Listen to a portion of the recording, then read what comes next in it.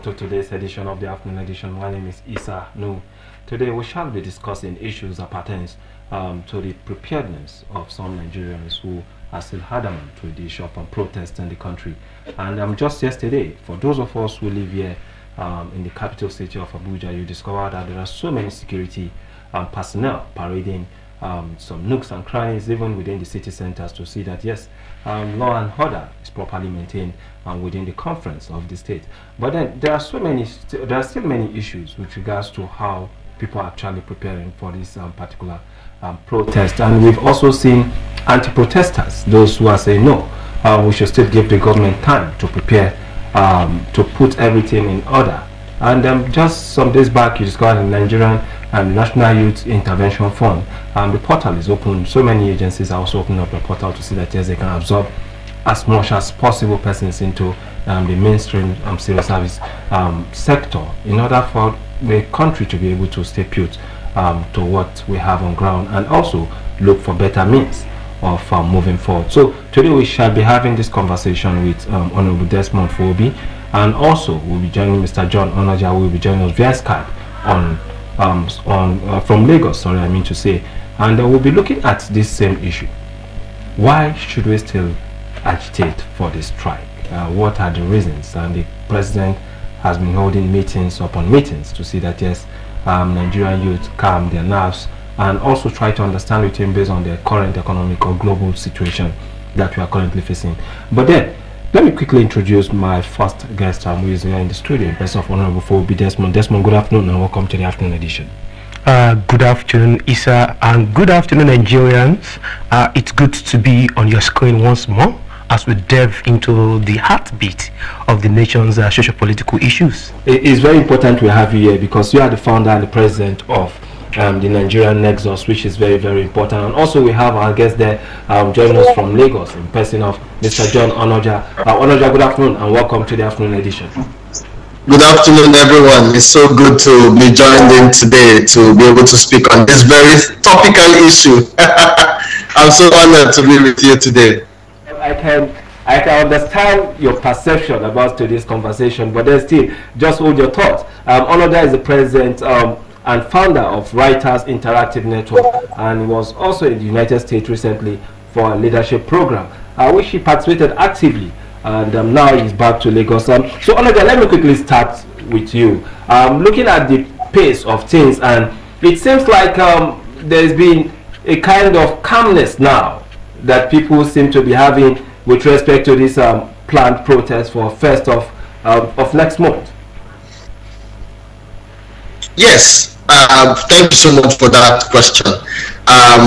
There's been some calmness, and that's owing to the fact that I gave it to the president that he was being swift to be able to swing into action, to be able to roll out certain things, to be able to calm everybody. And really, what is that? What are those things that he was able to do? He was able to quickly sign the minimum wage into law. And really, that's going to help cushion or be able to help quell the agitation for the protest. Because really, what are the protesters saying? They are hungry. They just want a better life and all of that. And if you look at what the president has done consistently till date, you look at all of his programs and plans have been geared towards alleviating the problem, the pain, the suffering of the people. Let's look at it from subsidy removal. Right? As much as he might have had one or two glitches and hitches thereabout, but it was with good intent. Right? Look at all of the capital projects going on. They are with good intent. Right? If you look at all of his appointments and appointees, they're all with good intent and good intentions, right? So people have generally calmed down to know that the president is listening to what they have to say or is listening to the agitation and understands the answers or the solutions to those societal problems or those ills bedeviling the society. And that's why everybody has calmed down. And that's my honest opinion.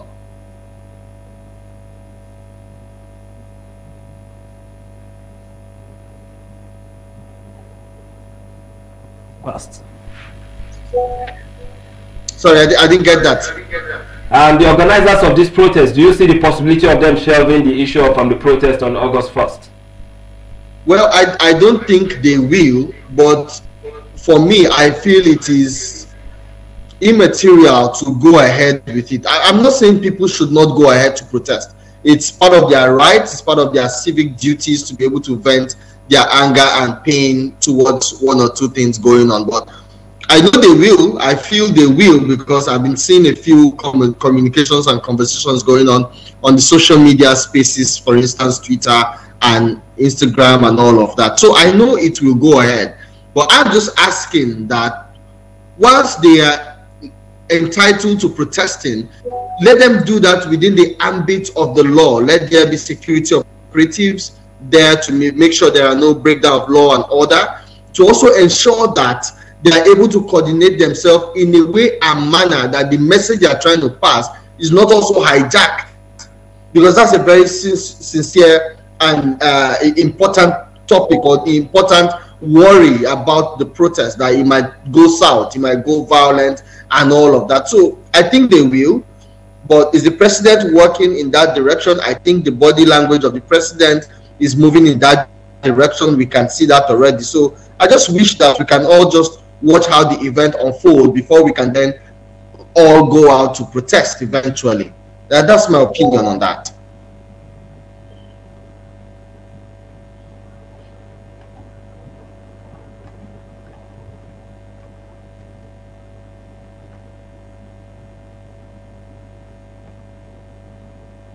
Of Nigerians and the need for Nigerians to mobilize themselves for this particular strike.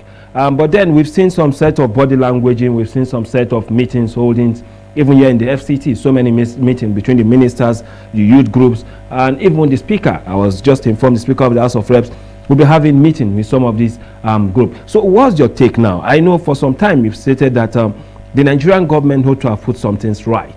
But then we still need to give them time. So do you think the president is doing the needful as of this particular point in time?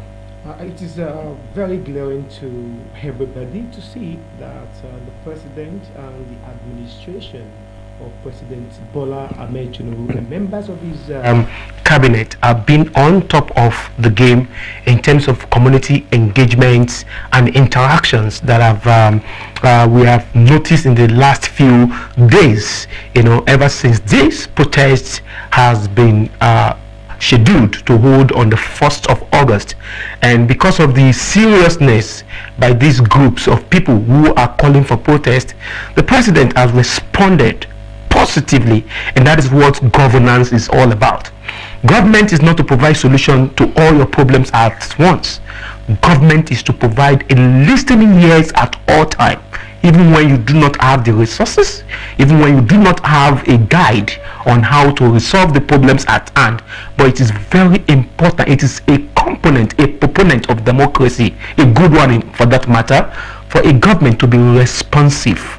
When a government is responsive, that government has gone ahead to solving problems, even when it has not provided solutions. And that is what we have been lacking over the years. Our government have not been responsive. Kudos to Asiwaju Bola Ahmed Tinubu for this. But that is not to say that there are no issues. There are issues that need to be attended to in the course of conversation, engagement. Some of these grievances, some of this displeasure will be outlined for the president to see. Now, another question is, does the president or the cabinet of Asiwaju Bola Ahmed Tinubu have answers to the numerous questions that the Nigerian people, especially the organizers and those who are calling for this protest, does this government have the answers?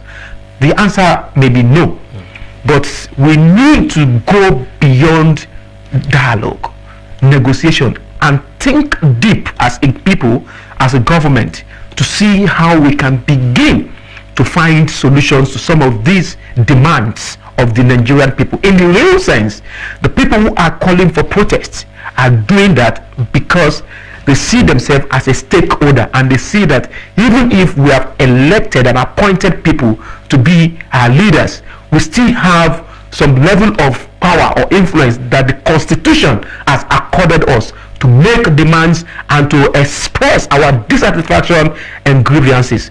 But the point is this: the roles that the Nigerian government and the Nigerian people are going through right now was not caused by the administration of Asiwaju Bola Ahmed Tinubu. This problem can be described as age-long problem. Neglect and neglection and not paying attention to important social amenities by our successive government has been the major issue that we are having right now. An administration or a regime or period of we have had period of a very long time, a long period of time that the country has been bedeviled by high level of corruption by people appointed and elected officers.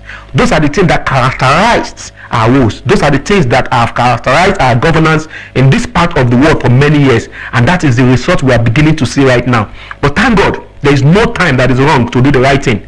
We have lived our life wrong. We have lived a fake life for a very long time. Nigeria as a country, and everybody is a culprit. Everybody's hand is involved in living this fake life. Both the governance, the followership, the leadership, the civil servant, every one of us are part of it. Just that some people have enjoyed the legacy more than others. But it's all good and fine that we are beginning to see that leadership now are beginning to take responsibility. Leadership are beginning to see where they're getting it wrong, and they are beginning to put things in right pedestal for a sustainable economic and political stability and development. But I am not giving the current government 100% kudos, because I still see a lot of woes. I still see a lot of padding, a lot of not being sincere to the people and trying to manage lies. It's part of governance.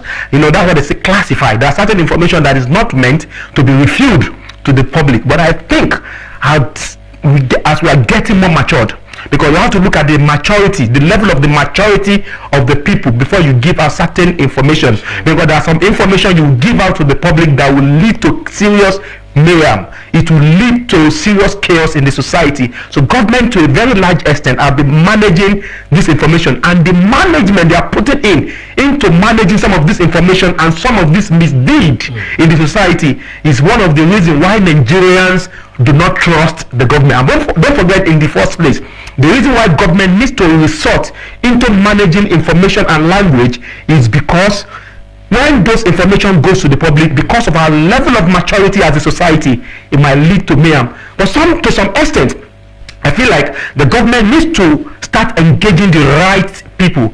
Not all of us are immatured. Some of us are very, very matured. Some of us, we've understood our honors. We have understood the game. We have been in the system, the civil society system, for a very long time. Now, there are level of information that I think the Freedom of Information Act should be able to help us to access, so that we can be able to give the right information to the Nigerian people. Because the Nigerian government seems to be like Liverpool. They're always working alone, and you cannot work alone and have a successful tenure. You need to bring the civil society along in your decision making, planning, and implementation. But then, so far, with what is happening now, people have argued that all these steps ought to have been taken before now, and you rightly stated something. The president, before he contested, he raised an issue that, look, he's aware of the problem and is ready to manage or to deal with the problem and move Nigeria forward. Do you think? Do you think this is actually one of his character, to be able to manage situation? Yes. In such a way that, yes, look at the pressure that was coming out before this particular period of time, the issue of the protest, how it was. But now we see things a bit not very sure even if the protest will even happen. Whether you like it or not, you have to give it to the Bola Ahmed Tinubu. Asiwaju Bola Ahmed Tinubu is not just a politician, a seasoned politician. He is also a leader. Asiwaju Bola Ahmed Tinubu, for heavy reasons, is a born leader. I'm not saying he's getting it right. I can identify more than 10 mistakes of the president right now. If you want me to roll them out, I can roll them out. The president has made some serious mistakes, but that is not to take that away from him. He is a father, he is a leader, and he is a Democrat and a progressive. He is somebody that you can trust a country into his hand. And the reason why we are not getting the better result right now in our society is because that is to tell you the reflection of the society we find ourselves.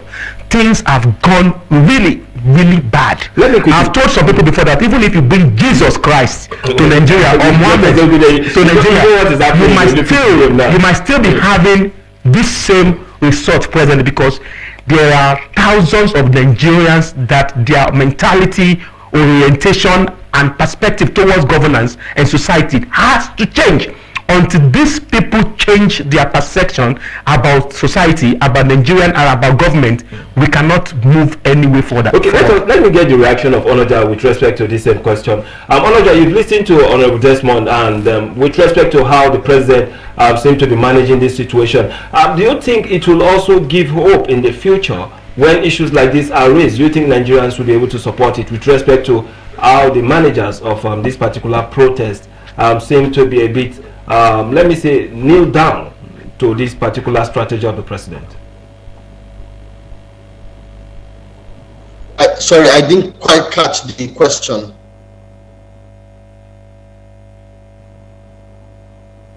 Pressure was building, but gradually it seems to be dwindling. And some of us have also added that to probably maybe the method of which many people have known the president to always use, a way of trying to solve the problem easily. Do you think this method is actually working? Sorry, the line keeps breaking. Can you say it one more time if I can catch that? You understand the situation of things now in the country, and looking at the situation of things before now, the pressure that the protesters were gathering, and looking at the way it is presently, you know, there's so many people have actually even lost hope even in the protest before it even starts, which is on the 1st of next month. Some people have also attached that to part of the leadership style of the president. Do you think it has a way, it has played a major way in dwindling the mindset of people towards protesting on that same day? Okay, thank you. I know largely we're talking about the body language and the leadership style of the president in helping to quell the agitation for the protest and all of that. First, previous governments did not even come off as though they listen to the people, or they even understand the agitation of the people, or they make it look like we can do without you, to hell with you, sort of, if I can use that word. But you can see that serious dialogue is ongoing. Serious discussions are ongoing. Look at the handling of the labor union, for instance, recently, who were clamoring for an increase in the wages and all of that. You can see how it was promptly sorted. And right after the agreement, Senate did what they could do or should do, and the president assented to it. You can look at the speed. That in itself shows a certain leadership style that the people are a bit comfortable with, to say that if we have a president who can hear us, who can listen to us, then certainly we feel a part of the government one way or the other, because if things are not going right, we can always call the government to order, or we can speak and our voices are heard. Now, the obvious reasons or the obvious points in front are clear and starkly staring at us in the face. What are those things? There are economic downturn of things, and that is resulting in the skyrocketing prices of commodities, goods and services out there, which is really, really terrible. But to bring it to perspective, really, and this is me speaking and appealing to Nigerians, that person that, and let me share this experience before I even go to the appeal. Before Salah, the Salah holidays, in some places in the country, a basket of tomatoes was sold for as much as 120,000, 130,000 naira before Salah, at the eve of Salah. Right after the Salah celebration, the same basket of tomato cost for about 30,000, 25,000, 40,000 at the most in certain places. Does that mean the tomato that was sold then and the one sold now is different? No, it's just people doing, it's more like Nigerians doing Nigerians. the fellow citizens on the road are further exploiting their fellow citizenries and all of that to the detriment of everyone, because that person who is there to cheat, that person who is there to subvert the process to see that Nigerians suffer, are also people on the street like you and I, right? That's not even the government. I'm not saying the government is perfect or are not culpable in this or are not directly or indirectly involved. I am just saying that can you and I, can everybody tread in a way and manner that you understand the plight of everyone, you are accommodative of everyone, we are enduring of everyone, we understand that we can give a shoulder to everyone to lean on. That's what we should be thinking about, not further exploiting ourselves. Because if you look at it critically, a ram was sold for how much? 600,000, 700,000. Some persons just use that opportunity to cash out on everybody, like they will say, and that is not really in our best interest. That is not nice. That is not right. Right? So I feel we need to start from that point. Right? While we're speaking, as much as insecurity is being dealt with, but that person who is there kidnapping and demanding ransom is somebody's father, is somebody's brother, somebody's uncle somewhere, somebody's mother, somebody's sister. Right? That is not the government. That is also fellow citizens like you and I who are carrying out heinous crimes against us. The farmers cannot go to farm because these people will waylay them in their farmlands, right? Why will food not be scarce? And even where it is not supposed to be scarce, people hoard them. These are also, you and I are going to be the ones to feel that heat and that impact. So this is me saying that let us try as much as possible to shun those vices. So when the government is planning, they can plan with clear foresight and insights to what they are trying to deal with. Because right now it's like you're running in A direction and B is calling for help, or B requires urgent attention, right? I'm saying that government should be proactive, yes. But this is me saying that as a people, let us try to be able to, in our own self, in our own community, in our own environment, be the change we are looking for. Let us be the one to be able to restore sanity, restore law and order. At that point, the government would even fear us more than we are right now, right? Because right now it's looking like we don't even know what we want. Largely those clamoring or those who are leading some of these protests are I don't want to say street urchins, but maybe they do not have jobs to do. But like my holy books tell me, he says, I will bless the works of your hands. So be doing something, right? Clearly now there is a minimum wage, 70,000 naira. So if you were earning previously, say 30,000 or 35,000 or whatever it is, you now have more remuneration coming in. So obviously that should be able to help quell the tension, help quell the impact of all of this economic downturn that everyone is feeling. But whilst the government should be proactive, while the government should be able to provide more plans, more people-centric, people-friendly policies, I'm also saying the people should also play their part. You don't go exploiting people and blame it on the government. It doesn't work that way. It's not right. We all envy advanced countries and advanced societies.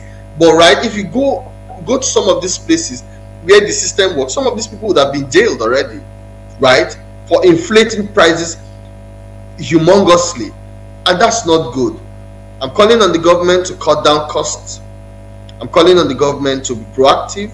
But as much as the government is doing its part, like I have earlier mentioned, the people should also be able to put themselves together to also be able to fight against some of these factors that are within us and exploiting us. People who are within us and have formed something else that ought not to be.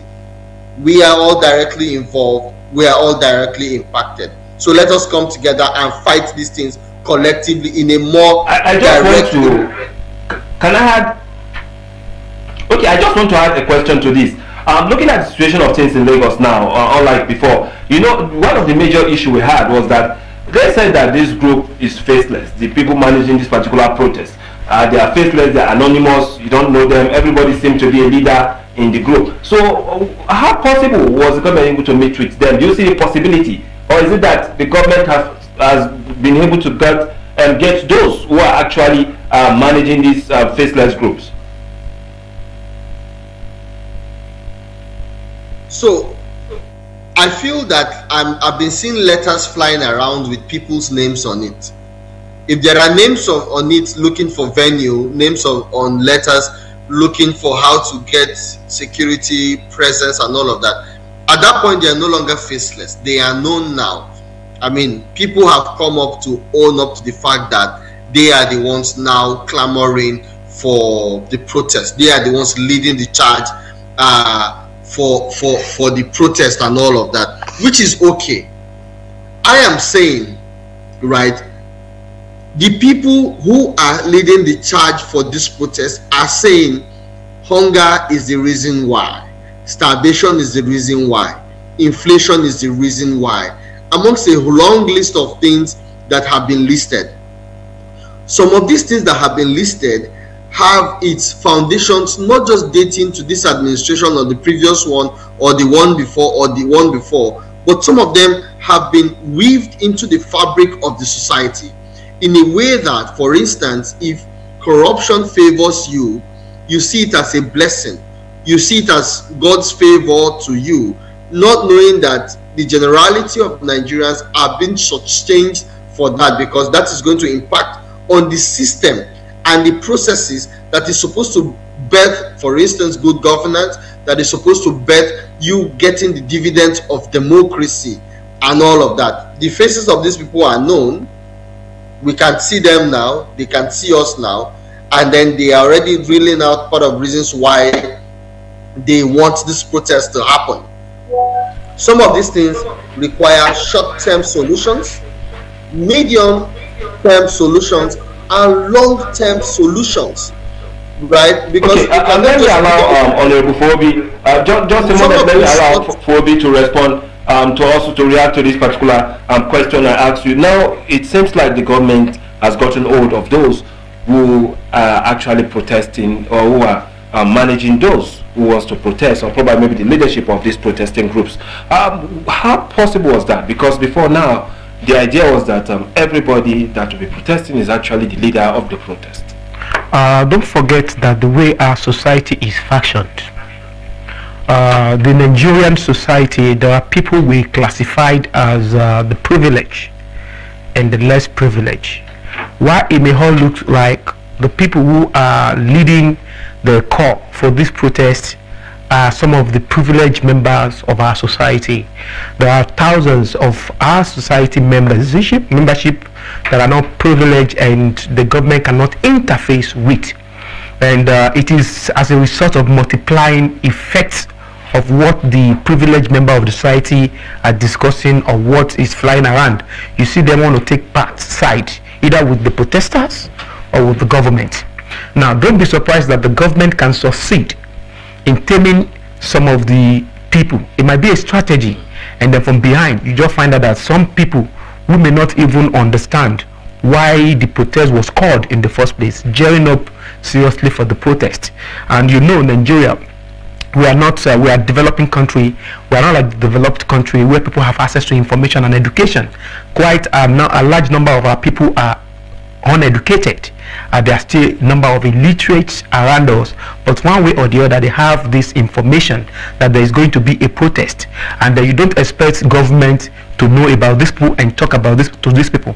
But the only thing I want government to also do to ensure is that the intelligence agencies and the security architectures, the Nigerian police and the Nigerian intelligence agency, needs to ensure that they are on top of their game to forestall any act of disobedience and destruction of properties during August 1st protest.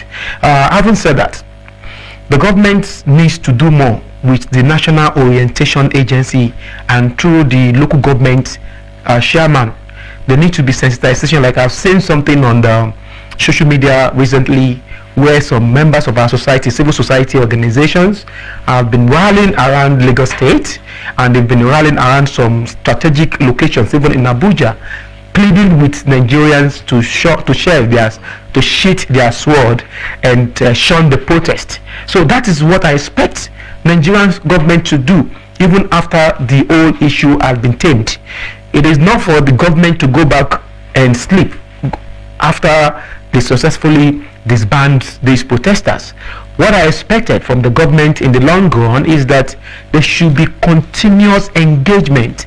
You don't leave that alone to the House of Reps or to the senators. The executive arms of the government should not be interfacing with the people only during elections or campaign period. There should be a system that will be inculcated in the programs and the activities of the National Orientation Agency that will see to smooth, passing of information, updating the Nigerian people, giving essential and important information to a larger member of our society, especially in areas that they may not have access to the televisions, they may not have access to the radio. The National Orientation Agency should continue to engage the community with programs and inform and sensitize the members of the society on how they can be part of the government and benefit from government, from the programs of the government. And not forget, in the first instance, that the essence why we have government is so that they can bring succor, provide basic amenities. Government is meant to provide enabling environment for who? For the people in the society. Now, the reason why a lot were agitated is because government opportunities and programs is circled within and among some privileged, among the privileged member of the society. This government is doing a lot. You go to ministries, go to agencies, go to parasasters. Government is doing a lot. But funny enough, the people who are benefiting from 1960 from government programs till date are now up to 15% of the members of the society. And the worst part is that some particular member of the society have benefited more than enough. And then those are the imbalances that we have in this society. And those are the things that are contributing to the agitations and why we have a lot of poor people. Government have beautiful programs, but I think the implementation of this program to get to the downtrodden is where we are missing it. So beyond talking, beyond providing governance at the Aso Rock level, at the presidency level, we need our governors, we need our local government chairmen, we need the assembly member, we need the House of Reps and senators to be on top of their game, to see how they can sensitize the members of the community. Sometimes you do not need to provide everything the people want. What you need to do sometimes as a government is to provide all the information that the Nigerian people. Do you know how many times the federal government has applied, has sponsored advertisement for job employment, and I've never for once applied despite having the information? I still went ahead to share the information with people who have it. So sometimes you need to let people know what you are doing as government. The problem we have in Nigeria is that a lot of people do not know what the government is doing, and that is why the Ministry of Information needs to do more. That is the hard truth. It might look like they are doing a lot. If you go to the ministry, you see a lot of programs. If you come to the television, you see that government is doing a lot. Meanwhile, to the people who really need governance, to the people in our communities, the downtrodden, the less privileged member of our society, a lot of them do not have opportunities, do not have the information, thereby seeing themselves as if it is ungoverned members of our society. Meanwhile, there are provisions of government for those people, and some people deliberately are just cornering this for their selfish interest. So that is where I expect government to do more. Okay, Olaja, let me quickly get your last response with regards to this. Being the fact that you are also a fellow of the Institute of Corporate Administration in Nigeria, looking at the activities of governors, most especially state governors, do you think they've done enough? If you can just respond to that in few minutes so that we can call it a day when we get honorable some response. Sorry, can you say the question again? Okay, I stated that being a fellow of the Institute of Corporate Administration of Nigeria and looking at the way governance is being rolled up in the country, most especially state governors, do you think they've done enough to also add to what the federal government has done in order for Nigerians not to continue to have much of these sufferings? Okay, so just to also start answering the question, I think there's a glitch, so I'm struggling to hear the question. But I know it's still about governance. It's still about speaking about how to be able to bring the plight of the people to the government, if I am correct to have heard the question rightly. In talking about governance and getting people's opinion to the government, I think to a large extent that government is trying. The government can do better. They should do better and should wake up to be able to address some of these issues promptly. I had spoken to the citizens earlier, and now maybe this is time to speak to the government. There is hunger in the land. There is starvation in the land. There is unemployment in the land, right? You have people who can't go to the farm anymore due to insecurity, bedeviling the farmers and all of that. These are honest and earnest agitations of people, right? It is the government's duty to be able to mobilize all its resources, all its arsenals and everything to go head on and deal with insecurity in the country. If there is no security, Onoja, this is how far we can go, unfortunately, with you. You stated it very clear. There are so much hunger in the land, and the issue of insecurity is also there so much, and definitely I believe the government are also listening to all you stated. And but then let me just allow you in just a second to respond as your closing remark for this. My closing remarks would be that every Nigerian should see themselves as a stakeholder in the Nigerian project. Every Nigerian should understand that government alone cannot do it, and we should contribute our own way to see that we make Nigeria better. We should stop talking down the country. We should stop using negative adjectives to qualify Nigeria. Nigeria is a great country with capacity to be greater. So let's work together as one to build a better society. Thank you so much, Honorable Fowobi Desmond, for joining us, and also Onoja for joining us from Lagos. And it's nice always having you to talk with us on this program. Onoja is the president, founder, Writers Interactive Network, and also alumni of the International Visitors Leadership Program. And also here we have the founder, the Nigerian Nexus, in person of Honorable Fowobi Desmond. And this is how far we can go today, and we hope and pray that we have a peaceful country that can push us all forward. Have a wonderful day and stay blessed.